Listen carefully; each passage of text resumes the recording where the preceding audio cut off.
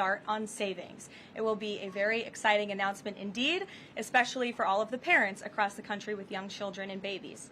On Thursday, President Trump will host the presidents of the Republic of Rwanda and the Democratic Republic of Congo to sign the historic peace and economic agreement that he brokered. On Thursday night, the President and the First Lady will celebrate one of America's greatest traditions, the lighting of the National Christmas Tree on the Ellipse. And on Friday, President Trump will attend the FIFA World Cup final draw at the Kennedy Center. You all will be seeing and hearing from the President every day this week, so you have me today, and then he will take on the rest of the week himself. Next, I would like to address the horrific tragedy that took place in our nation's capital last week. A foreign terrorist that the Biden administration failed to properly vet ambushed 2 members of the West Virginia National Guard who were honorably serving here to keep the residents and visitors of Washington, D.C. safe. U.S. Air Force Staff Sergeant Andrew Wolf was severely wounded in the attack and remains hospitalized while he continues to fight for his life. Tragically, U.S. Army Specialist Sarah Beckstrom died of her wounds. She was just 20 years old. President Trump and the entire White House are praying for Andrew's full recovery at the request of his parents and their personal phone call with the president over the weekend. And we are keeping Sarah's family and friends in our prayers during this unimaginably difficult time. Sarah and Andrew represent the very best of America, 2 young patriots who were willing to put on the uniform and risk their lives in defense of their fellow Americans. Both of them truly embody the profound words spoken by Jesus Christ in the gospel. Greater love has no one than this, to lay down one's life for one's friends. Sarah and Andrew are heroes, and we will never forget their sacrifice. That means ensuring the monster responsible for this atrocity is prosecuted to the fullest extent of the law and faces the most severe punishment possible. It also means reckoning with why this atrocity was allowed to happen in the first place, so that it may never occur again. Here are the facts. The terrorist who gunned down American soldiers blocks away from the White House in an ambush was an Afghan national who was flown into our country by Joe Biden's administration in September 2021 in the chaotic wake of their botched withdrawal from Afghanistan. One of the most embarrassing moments in the history of our great country. Joe Biden's historic failure in Afghanistan continues to haunt this country and our men and women in uniform. Not only did this surrender lead to a suicide bombing that killed 13 American heroes in Kabul, but now National Guard troops were shot on U.S. soil by the same kind of enemy. We continue to live with the deadly consequences of Joe Biden's horrific leadership. Nearly 100,000 Afghans were recklessly released into the United States with little to no vetting. There was no regard for the disorder and violence that this would unleash on American communities and American culture. Reportedly, thousands of these strangers and unknown individuals were flagged to the Biden administration for national security, public safety, and fraud concerns. But the terrifying truth is that the Afghanistan debacle is just a small part of Democrats' complete and total betrayal of the American people during the Biden years. The tragedy that we just witnessed the day before Thanksgiving is a reminder that untold thousands of terrorists, gang members, and criminals were invited into our country and remain here to this very day. The border is now secure, thanks to President Trump, but the threat in our interior remains real and urgent. These public safety threats are already inside our land. And President Trump was elected on a promise to find and remove them. And he has already taken significant steps and made significant progress towards fulfilling this promise. But there is more work to be done because President Trump believes that he has a sacred obligation to reverse the calamity of mass, unchecked migration into our country. As a result, the Trump administration is now actively re-examining all of the Afghans imported into the country by Joe Biden. Any individual who threatens our national security or our citizenry will be subject to removal. President Trump has already permanently paused migration of foreign nationals from third world countries that pose a very high risk to the United States. For too long, past American presidents supported self-destructive immigration policies that allowed foreigners who outright hate our country and have no interest in assimilating into our culture, they've allowed these individuals to flood peaceful American communities. This disastrous approach has drained our welfare program, driven up the cost of housing, suppressed wages, and jeopardized the safety of law-abiding American citizens. In fact, according to a new bombshell report from the New York Times, Somalian migrants in Minnesota have defrauded nearly $1 billion in taxpayer-funded benefits under Democrat Governor Walz's leadership. President Trump is putting an end to this dangerous America Last approach. His position is rooted in common sense. In the wake of last week's atrocity, it is more important than ever to finish carrying out the president's mass deportation operation. America cannot allow millions upon millions of unvetted illegal aliens to be rewarded with amnesty after they broke our nation's laws to come here. They must go back to their home countries. It is also essential to immediately address the massive fraud and corruption that has been going on for decades in other aspects of our immigration system, most notably when it comes to asylum claims. Millions of people who have come here under false pretenses are told blatant lies now enjoy temporary legal status. President Trump is ending this scam as well, and I would point out that the Democrats have tried to block this administration from doing so at every turn with lawsuit after lawsuit. The hard truth is that even when it comes to our legal immigration system, past presidents have failed to ensure that all prospective citizens love America, will add value and contribute to our communities, and will assimilate into our culture. Leaders have a duty to defend and advance the interests of their own people, not foreign nationals. Leaders also have a duty to preserve the integrity and character of our nation's national identity. That is why President Trump is more committed than ever to fully restoring American sovereignty by keeping our borders secure, removing all illegal alien invaders, and rebuilding a legal immigration system that makes sense and benefits our country. President Trump has no higher responsibility than to defend our homeland and our people, and he will never waver in doing so. With that, I will open it up to questions, and we'll lead today with Isabel Brown, who is in our new media seat. She's a very popular face on television these days. She's built a great independent media podcast and platform with the Daily Wire, and I appreciate your being here, Isabel. Thank you for being Caroline. Appreciate it and appreciate the briefing. Many Americans, in light of these recent events that you just mentioned, are starting to say that we are being invaded as a country, culturally and logistically, when it comes to immigration. And we know that immigration without assimilation is indeed invasion. So given the recent remarks from Vice President Vance on a college campus about dramatically reducing legal immigration to address some of this crisis, and President Trump's Truth Social post last week about individuals who may be non-compatible with Western civilization, are there any conversations happening or plans being made behind the scenes for the administration to implement at least a temporary immigration moratorium, for example, in light of what the American people might be calling for? So, Isabel, it's a great question. I think I spoke a little bit to the heart of your question in my opener there.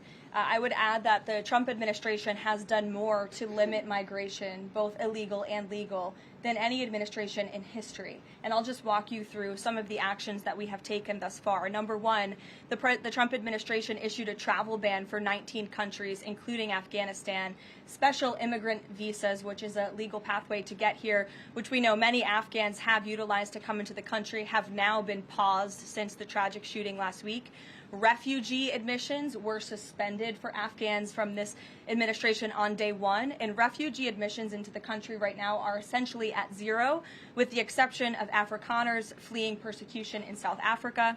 The State Department has also heightened their scrutiny and vetting of all visas and have revoked visas, as you know, for those who do not align with our country's national interests. The Secretary of State has the right to do that, and we've taken unprecedented action to do just that. We are also now pausing all asylum adjudications for additional vetting as well. And so additional actions I don't have to read out for you today, but I would just remark that the president has made tremendous progress on this front.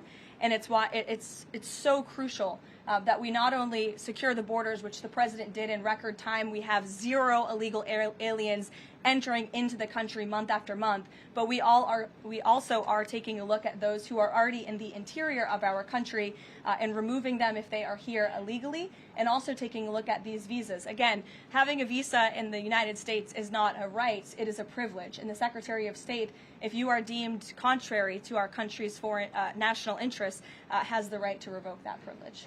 Thank you. Gabe. Thank you, Caroline. Excuse me. Regarding Venezuela, the president said yesterday that Secretary Hegseth had denied that second strike, the reported second strike on an alleged drug vote on September 2nd, the secretary said to the president that didn't happen. But to clarify, I just wanted to clear this up. In his social media post, Secretary Hegseth didn't go into details about that strike. He just said U.S. operations in the area were lawful, and he said that the story and media reports were fabricated. So to be clear, does the administration deny that second strike happened, or did it happen and the administration denies that Secretary Hegseth gave the order? The latter is true, Gabe, and I have a statement to read for you here. President Trump and Secretary Hegseth have made it clear that presidentially designated narco-terrorist groups are subject to lethal targeting in accordance with the laws of war. With respect to the strikes in question on September 2nd, Secretary Hegseth authorized Admiral Bradley to conduct these kinetic strikes.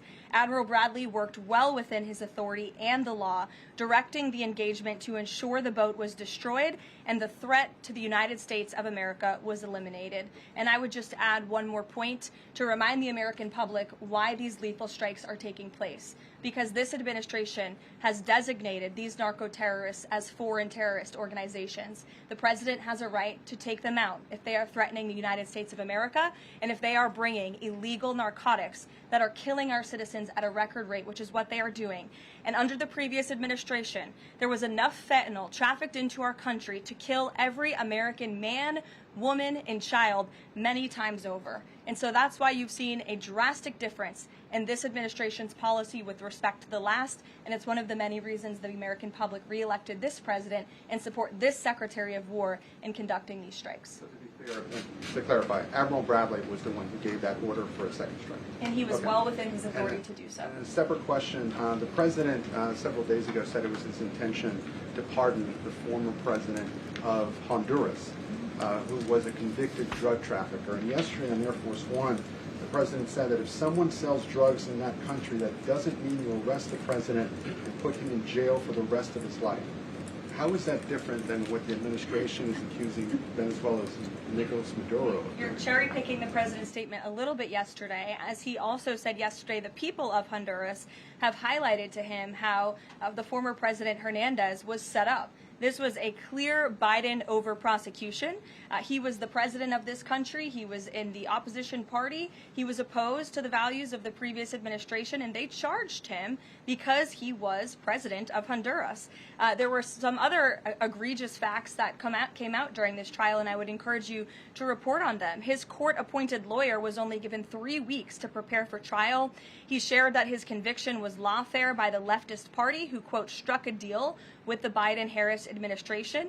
Hernandez has highlighted there was virtually no independent evidence presented, and many of his conviction was based on testimony from many admitted criminals who hoped that cooperating would reduce their own penalties. So the president heard the concerns from many people, as he does, and he's, of course, within his constitutional authority to sign clemency for whomever he deems worthy of that. Jackie. Thank you, Caroline. Following up on Gabe's question, you said that the follow-up strike was lawful. What law is it that allows no survivors? The strike conducted on September 2nd was conducted in self-defense to protect Americans in vital United States interests. The strike was conducted in international waters and in accordance with the law of armed conflict. And then on this pardon for the Honduran president, does it at all undercut the administration's messaging while you have these congressional Republicans defending the strikes on the narco-terrorists and then a pardon for a convicted drug trafficker? Does that make it more difficult for your members to defend your administration's policy? I don't think so, Jackie. I think that President Trump has been quite clear in his defense of the United States homeland to stop these illegal narcotics from coming to our borders, whether that's by land or by sea. And he's also made it quite clear that he wants to correct the wrongs of the weaponized Justice Department under the previous administration. And Ouija, I'll call on you because I think we're wearing matching blazers today. I was going to Great minds. yours. Thank you, Caroline. Sure. So just to be clear, to clarify on Jackie and Gabe, did Admiral Bradley order that second strike because there were still survivors after the initial strike? Again, as I read for you, Admiral Bradley worked well within his authority in the law. He directed the engagement to ensure the boat was destroyed and the threat of narco-terrorists to the United States was completely eliminated. So was the initial order from Secretary Hegseth, everyone be killed, and did that come from President Trump? I saw that quoted in a Washington Post story. I would reject that the Secretary of War ever said that. However, the President has made it quite clear that if narco-terrorists, again, are trafficking illegal drugs towards the United States, he has the authority to kill them. And that's what this administration is doing. And can I Danny? follow up on the MRI? Because President Trump yesterday said that he would release the results of his MRI. Is that happening right now? It is happening right now. As part of, and this is a summary from the President's physician, and we will release it right now. I think my team has it teed up for all of you. I'll read it for you, and then you'll get it physically as well. As part of President Trump's comprehensive executive physical, advanced imaging was performed because men in his age group benefit from a thorough evaluation of cardiovascular and abdominal health. The purpose of this imaging is preventative, to identify any issues early, confirm overall health, and ensure the President maintains long-term vitality and function. President Trump's cardiovascular imaging was perfectly normal. No evidence of arterial narrowing impairing blood flow or abnormalities in the heart or major vessels. The heart chambers are normal in size, the vessel walls appear smooth and healthy, and there are no signs of inflammation or clotting. Overall, his cardiovascular system shows excellent health. His abdominal imaging is also perfectly normal. All major organs appear very healthy and well perfused. Everything evaluated is functioning within normal limits with no acute or chronic concerns. In summary, this level of detailed assessment is standard for an executive physical at President Trump's age and confirms that he remains in excellent overall health. Again, we will provide that to you. I think that's quite a bit of detail, and in the effort of transparency, the President promised it last night, and we have delivered today. So there you go. Danny. Thanks, Caroline. Just going back to Venezuela, can you confirm that President Trump is going to be hosting a meeting of his national security team in the Oval Office today on Venezuela? And what are they going to discuss? Are they hoping to reach a kind of final decision on that? Out of the effort of transparency, I will confirm that the President will be meeting with his national security team on this subject and on many matters. He meets with his national security team quite often. He's the commander-in-chief. It's part of his responsibility to ensure that peace is ongoing throughout the world. I'm definitely not going to detail the specifics of a meeting between the President and his national security team that's taking place in the Oval Office, but I'm happy to confirm that meeting is taking place for you. Can you tell us, is there still, what's the position on whether U.S. troops on the ground is a possibility there? Is that, I know you've answered that before, but what's the current operative in status? Venezuela? I think my previous answer stands. There's many options at the President's disposal that are on the table, and I'll let him speak on those. Ed. Thanks, Caroline. The U.S. announced a trade framework deal with the United Kingdom on pharmaceuticals, where they will pay 25% more, and the savings theoretically will go back to American consumers. What guarantees are in that savings will in fact go back to the American consumer and not be sucked up by the company? I'm going to be honest with you, Ed. I'll get you the answer to that question after the briefing. So the American Rescue Plan, Sure. funded a number of universal income. Kush will get you that answer, right, Kush? My trade guy over here. The American Rescue Plan funded a number of universal basic income programs. Now Cook County, Illinois is extending that program into 2026 with $7.5 million of taxpayer money. What does the White House think about that? I'll also get you an answer on that after the briefing, Ed. Hope for two. Go ahead. Sure. And then in the interest of transparency, does the White House support releasing the Department of Defense's video of those September 2nd strikes on those military boats? And also, separate topic on presidential pardon power. Why did the president commute the sentence of David Gentile recently? He's a private equity executive. He served 12 days out of a 7-year sentence. Prosecutors said he defrauded $1.6 billion with thousands of victims, including veterans, farmers, teachers. Why was he pardoned? To your first question, that's definitely not a decision for me to make. I would defer you to the Department of War. It's also probably a decision for the president himself to make. As for your second question with respect to that pardon, he issued a commutation for Mr. Gentile, who's the former CEO and co-founder of GBP Capital Holdings. Unlike similar companies, GBP paid regular annualized distributions to its investors. In 2015, GBP disclosed to investors the possibility of using investor capital to pay some of these distributions rather than funding them from current operations. Even though this was disclosed to investors, the Biden Department of Justice claimed it was a Ponzi scheme. This claim was profoundly undercut by the fact that GBP had explicitly told investors what would happen. At trial, the government was unable to tie any supposedly fraudulent representations to Mr. Gentile. In short, again, this is another example that has been brought to the president's attention of a weaponization of justice from the previous administration, and therefore he signed this commutation. So say that these people were defrauded. I just read you a very detailed summary of why the commutation was made. Sure. In the middle with the red tie. Thank you, Caroline. Okay, Andrew, go ahead, and then you. In wake of Congresswoman Marjorie Taylor Go ahead Greene's early resignation, reports last week indicated that other House Republicans might consider doing the same. Does the president have any concerns in light of those reports about other House Republicans potentially leaving early, as well as the other announced retirements that we saw in the last couple of days? Look, I think the president maintains very good relationships with the vast majority, maybe with the exception of one or two. I think many in this room know who I'm referring to. Very good relationships with members of Capitol Hill within the Republican Party. And the president clearly is the unequivocal leader of the Republican Party. I think it was a recent CNN poll that actually showed that more than 90% of Republicans continue to support President Trump as the leader. So he maintains very good relations, as does his entire team here at the White House. And of course, we have a very slim margin in the House, and the president wants that to continue. Andrew, go ahead. Sure. First on the Venezuela strike.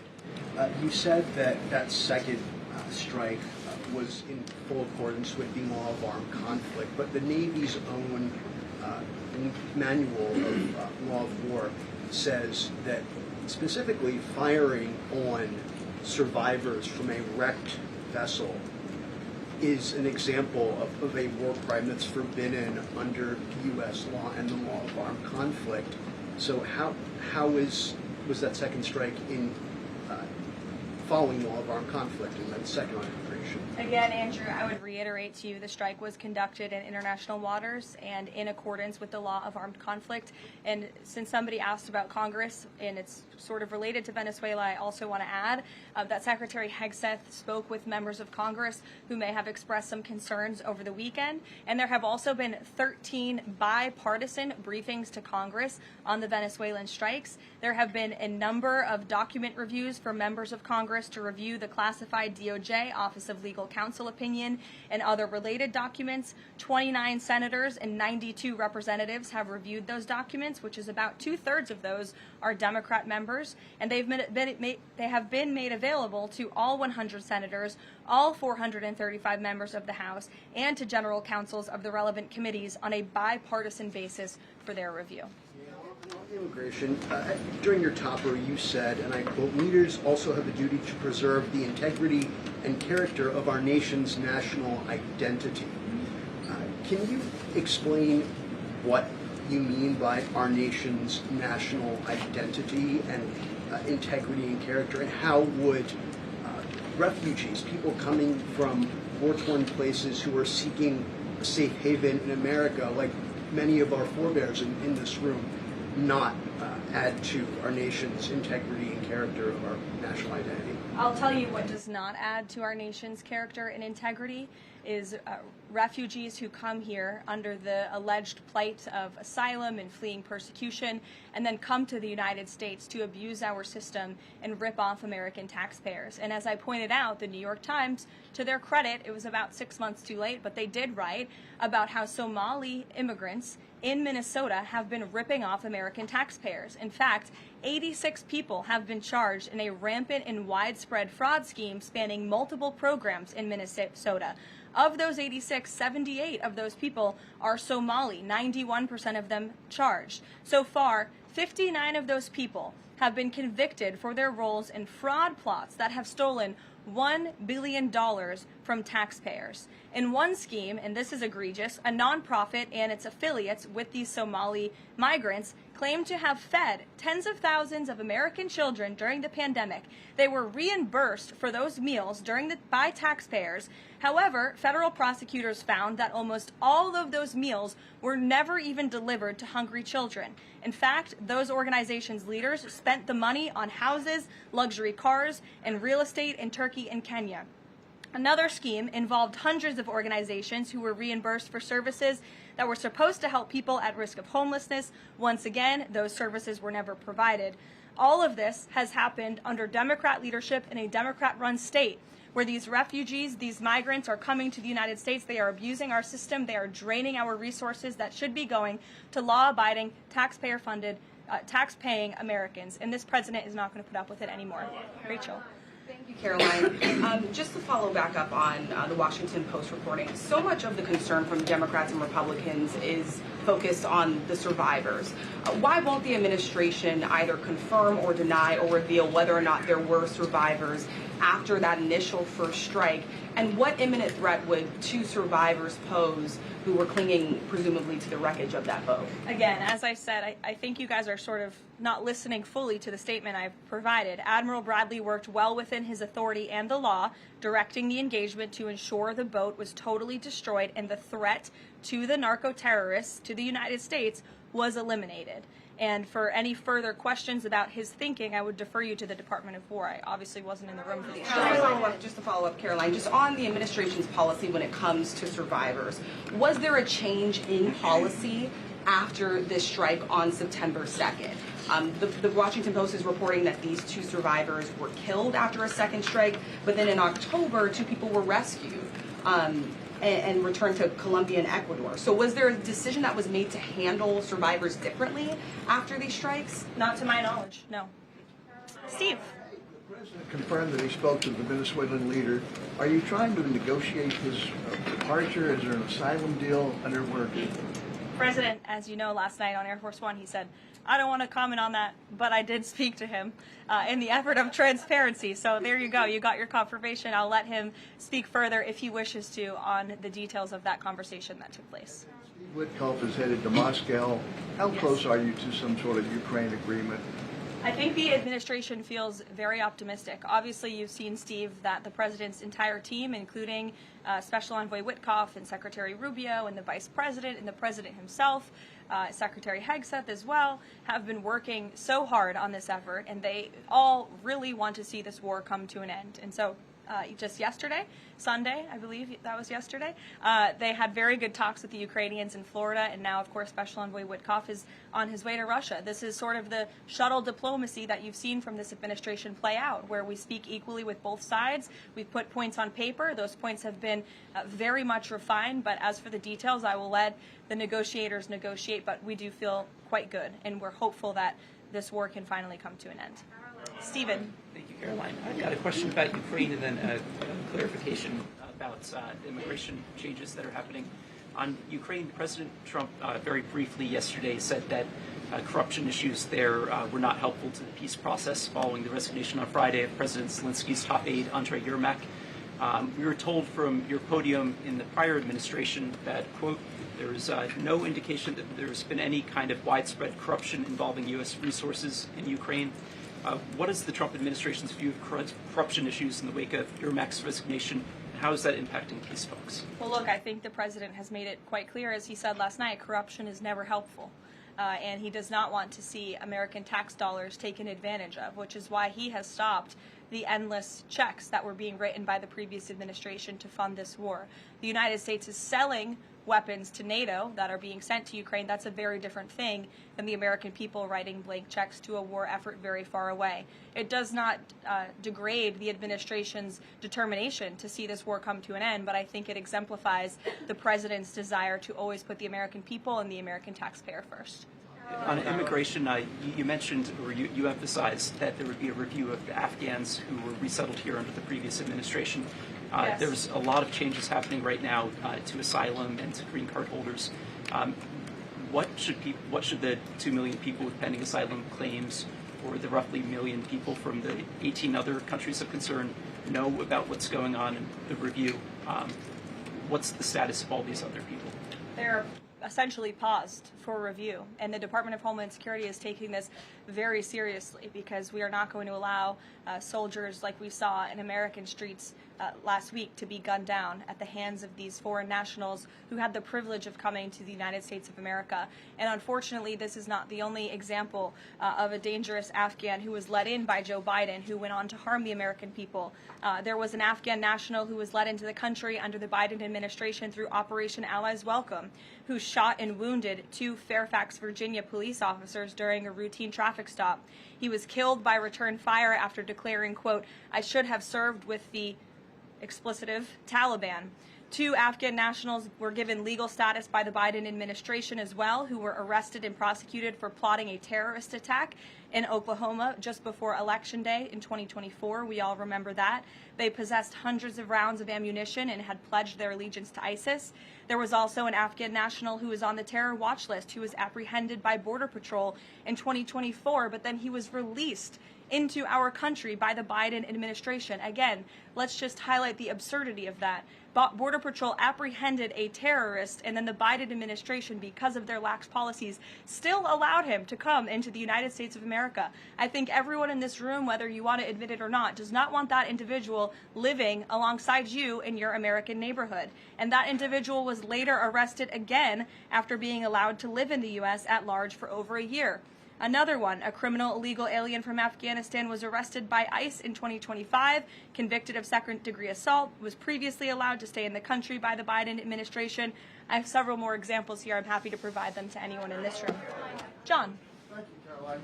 First of all, happy Thanksgiving to Thank you and your young family. Hope you enjoyed it. I have 2 questions unrelated. The first, back to Afghanistan. My son and I walked by the horrific shooting less than 1 hour before it happened. So for anybody that's here, this thing's real. You outlined all of these unvetted Afghans that were let in by Biden. We just had one the other day that was going to blow up a DHS building. Can you be specific on what the Trump administration is doing now to re-vet those that are here so that we don't get a repeat of what we had Wednesday night?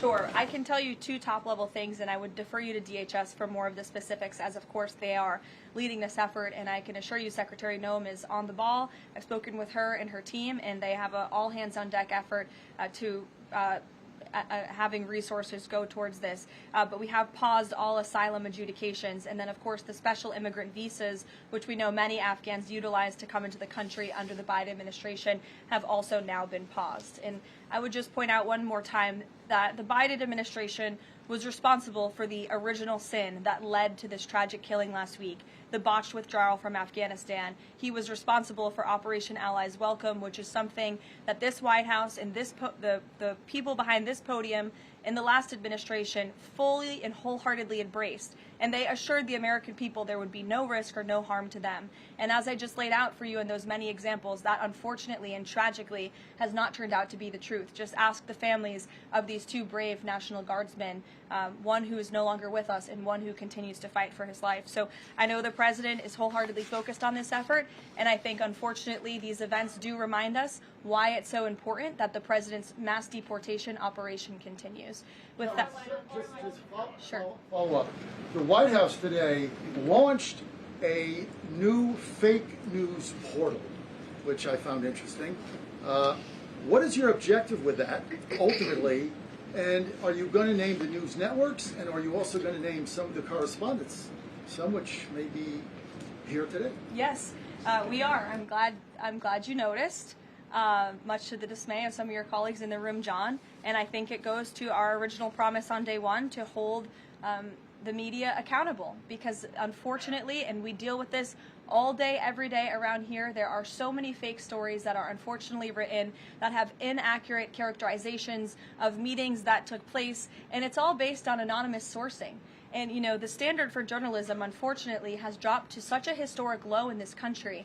And again, we deal with it every day, where you can have an anonymous source who has no idea what they're talking about, zero credibility, call up a reporter in Washington and say, hey, I heard this, and then the next thing you know, it's on the front page of the New York Times. It's really incomprehensible. We appreciate the journalists, some of those who are in this room who do reach out for comment, who try to get things right, and there are some that remain. But overwhelmingly, the fake news that we see pumped out of this building on a day-to-day basis, it's honestly overwhelming to keep up with it all, and to constantly have to defend against these fake news and these attacks. And I will point out one fake news story over the weekend before I let you all go, from the New York Times that took about 1/3 of the president's daily calendar and his daily schedule and said that he's doing less than he did in his first term, or he might not be fit for the job.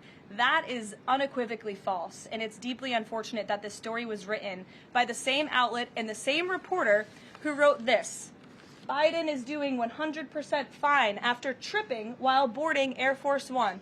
Oh, same outlet, same reporter who wrote that President Trump is not fit for the job. Are you kidding me? You all see him almost every single day. He is the most accessible president in history. He is taking meetings around the clock. Another one. Biden declared, quote, healthy and vigorous after his first presidential physical. I don't see headlines like that too often about this president. Again, same reporter, same outlet who wrote falsely over the weekend that President Trump is not fit for the job. I can assure you he absolutely is. You all see that with your own eyes on a daily basis, and the president's physician has now given you all 3 detailed reports on the state of the president's health. So with that, I will leave you all, and we'll see you tomorrow. Thank you. Thank you.